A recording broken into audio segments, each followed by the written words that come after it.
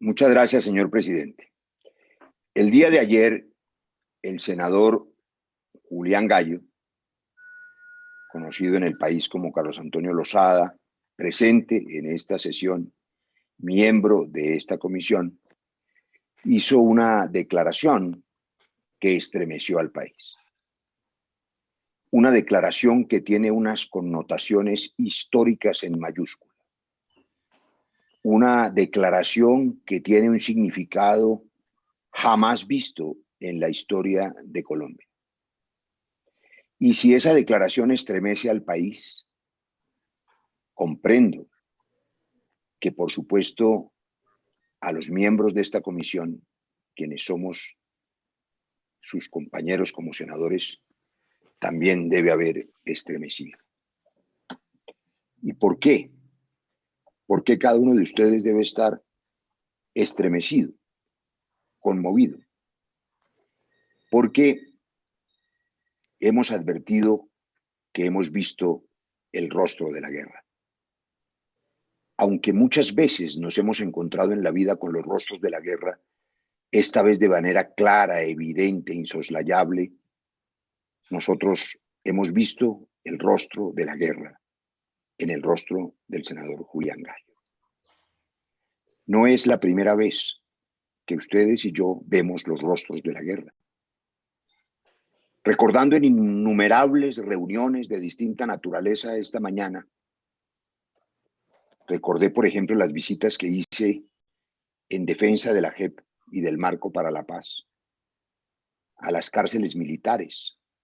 Conversé con centenares de oficiales, suboficiales, muchos de alto rango, algunos investigados, otros ya condenados por la justicia. Conversé, por ejemplo, con el coronel Plazas Vega, que en ese momento estaba ya condenado por la justicia, luego fue exonerado. Y entonces yo experimenté también que estaba viendo los rostros de la guerra, de un hombre que había recibido la orden y ordenado a su vez mantener el fuego abierto en el cuarto piso del Palacio de Justicia, a pesar de la voz que oímos todos los colombianos con angustia del profesor y maestro Reyes Echandía suplicándole al presidente de la República por los medios de comunicación que suspendiera el alto al fuego porque iban a morir los magistrados como murieron en el baño del cuarto piso. Los rostros de la guerra, porque la guerra es cruel, porque la guerra no tiene piedad, y más impía es cuando la guerra se ejerce sobre ciudadanos desarmados. Conocí el rostro de la guerra cuando conversé con el general Rito Alejo del Río, pero ustedes no han necesitado ir muy lejos, compañeros senadores y senadoras, para conocer los rostros de la guerra. Conversamos ustedes y yo muchas veces con el expresidente Álvaro Uribe, el mismo que ordenó, entre otras operaciones legítimas, militares en la guerra, el bombardeo a Raúl Reyes, por ejemplo. El rostro de la guerra de un hombre que ordena la muerte de otro ser humano en razón de la guerra, por cuenta de la guerra, por cuenta de la guerra que algunos consideran guerra justa desde las épocas de Aristóteles y Santo Tomás, por cuenta de la guerra que otros consideramos siempre el fracaso de la humanidad. Hemos visto muchos rostros de la guerra y sin embargo pareciera que ante la declaración de Julián Gallo, hoy los colombianos por primera vez hubieran visto el rostro de la guerra. Lo que sí han visto y hemos visto por vez primera es que es la primera vez en la historia de este país que se esclarece un magnicidio. Nunca se esclareció el magnicidio de Gaitán y sus verdaderos autores intelectuales. Nunca se esclareció el magnicidio de Galán y sus verdaderos autores intelectuales.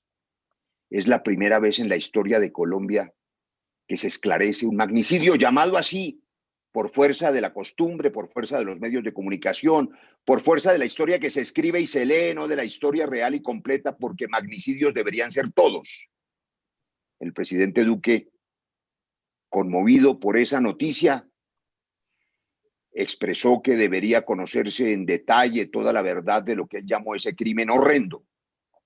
Y claro que es un crimen horrendo. Todo crimen es horrendo. Acabar con la vida es un acto horrendo, pero no mencionó con ese adjetivo el crimen del profesor Chucho Bejarano, constructor de paz, asesinado en la misma guerra y confesado ese crimen por el mismo compañero del Senado que está hoy aquí, en una carta que firmaron las FARC, en la que empiezan a ofrecer la verdad que tanto se les ha exigido y que cuando empieza a ser expuesta, pareciera que ahora quienes la escuchan no la quieren recibir o no la comprenden. Es la primera vez en la historia de Colombia, gracias a un acuerdo de paz, que se esclarece no solamente ese magnicidio y muchos otros crímenes que duelen y son quizá para esas familias mucho más importantes que los que salen en las primeras páginas de los periódicos, los 200.000 desaparecidos en la historia de la última etapa de este conflicto, que por primera vez están encontrando en fosas comunes y cementerios clandestinos a sus parientes y a sus familiares. Miles de ellos han podido darles cristiana sepultura, jamás pudieron hacerlo en medio siglo gracias al acuerdo de paz y gracias a la verdad que hasta ahora solo están ofreciendo por exigencia de todos nosotros las FARC, pero que no empiezan a exigir todavía con suficiente voz otros protagonistas, a los paramilitares, a los agentes del Estado y a los demás actores del conflicto, que también tienen una verdad represada, que también debe conmover al país y que también debe ser escuchada y que será decidida, entre otras, en esta Comisión Primera del Senado, cuando discutamos el proyecto de ley que he presentado para permitir que los paramilitares que han guardado silencio vengan y digan la verdad en la Comisión de la Verdad y en la JEP. Empieza a aparecer la verdad. 2 tratados históricos en Colombia pusieron fin a guerras fratricidas. En el de Wisconsin, que puso fin a la guerra de los 1000 días, que causó 100.000 muertos, que eran el 10% casi de la población urbana de esa época. Nunca se ofreció verdad, nunca se reparó a las víctimas. Nadie jamás asumió la responsabilidad política de la matanza a machete de 100.000 campesinos colombianos en la guerra de los 1000 días. Solo se hizo la paz de los vencidos y de los vencedores en Wisconsin, y paró la matanza. Yo agradezco a quienes firmaron eso, dejaron de matar. Luego hicieron un acuerdo en Sitges y en Benidorm, los dirigentes políticos más importantes de la época, el expresidente Alberto Lleras Camargo, el expresidente Laureano Gómez. Bienvenido ese acuerdo.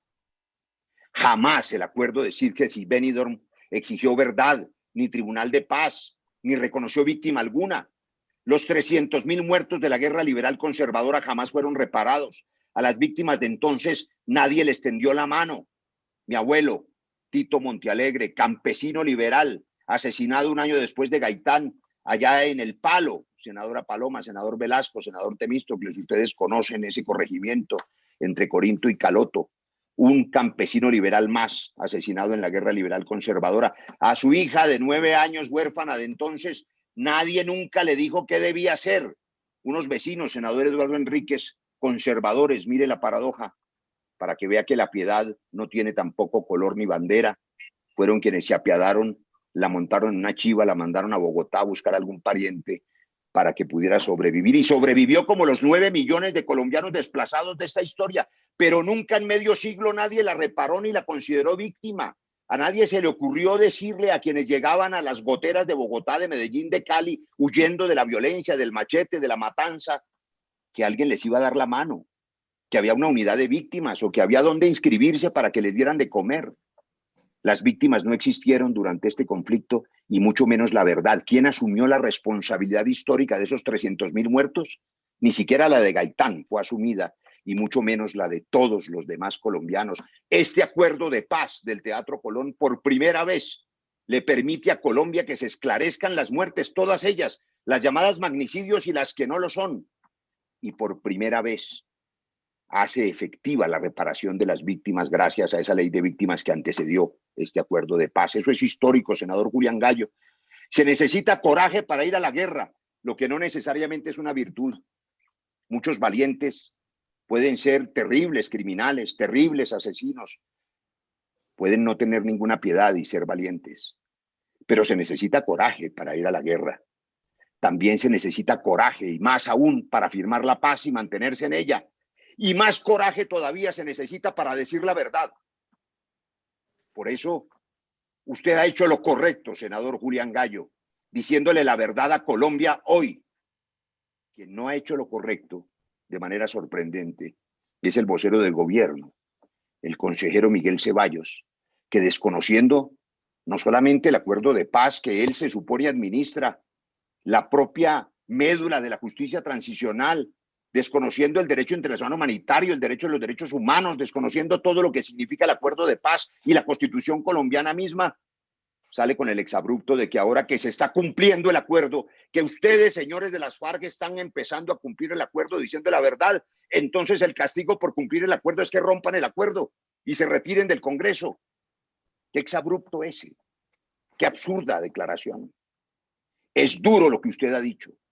Es duro para los colombianos escucharlo, es duro sobre todo para la familia de quien fue asesinado, inerme, desarmado.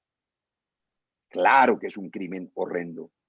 Todos los crímenes son horrendos, pero tan horrendo como el crimen es el silencio y la impunidad que cubrió con ese manto histórico la muerte de todos hacia atrás, de los 300.000 colombianos de la guerra liberal conservadora, de los 100.000 de la guerra de los 1000 días, de Gaitán, de Galán, de todos los demás.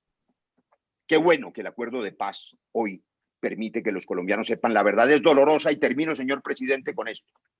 Anticipo que las dosis de verdad amarga que recibiremos los colombianos harán que las voces, muchas de ellas desgañitadas, muchas de ellas agresivas, que en plazas y micrófonos exigen más verdad, pero no para que las víctimas puedan aliviar el dolor, no con el ánimo de la reconciliación, sino con el ánimo de la vindicta y del escarnio y de la estigmatización.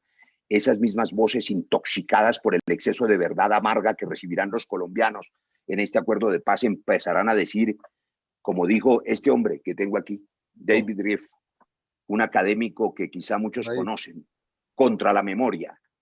En la Guerra Civil Española y siguiendo el conflicto de Bosnia, este académico dijo, yo pedí la verdad muchas veces, pero cuando seguimos hurgando en la verdad de los años, lo que hacemos es reabrir las heridas y producir más dolor.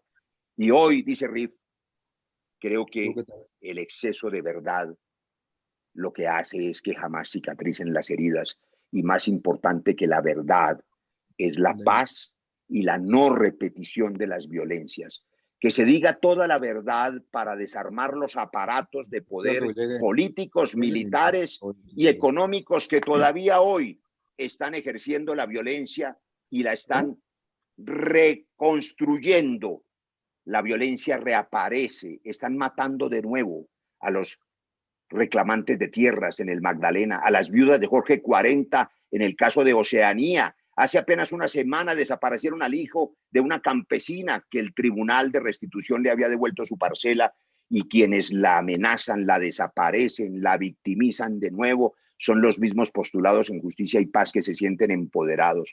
Hay que desactivar esos aparatos y para desactivar esos aparatos se necesita la verdad, pero no para castigar a nadie, a mi juicio, no para vengarse de nadie, no para volver a la espiral de la violencia, sino para garantizar que no haya más víctimas en Colombia y un día este país sea un país donde todos, después de estos tragos amargos, podamos vivir en paz y sepamos que hombres de la guerra como Julián Gallo y como los militares de la guerra e incluso como los paramilitares de la guerra dejen todas las armas para que podamos dedicarnos a sembrar, a construir y a ofrecerle a la siguiente generación el país en paz que todos merecemos. Muchas gracias, señor presidente.